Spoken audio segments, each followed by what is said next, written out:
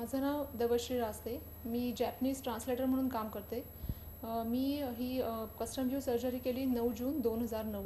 मला चष्मा खूप लहानपणीच लागला. म्हणजे जवळजवळ मी 12 वर्ष चष्मा वापरला. पण मला चष्मा वापरल्यामुळे खूप प्रॉब्लेम्स यायचे. म्हणून मी आमचे जे फॅमिली डॉक्टर आहेत, डॉक्टर केळकर, त्यांच्याकडे जाऊन या ऑपरेशनविषयी बोलले. तेव्हा त्यांनी मला डॉक्टर लाडींचा रेफरन्स दिला. डॉक्टर केळकरांनी जेव्हा डॉक्टर लाडींच्या इन्स्टिट्यूटबद्दल सांगितलं, तेव्हा इथे येऊन मी चेकअप केला.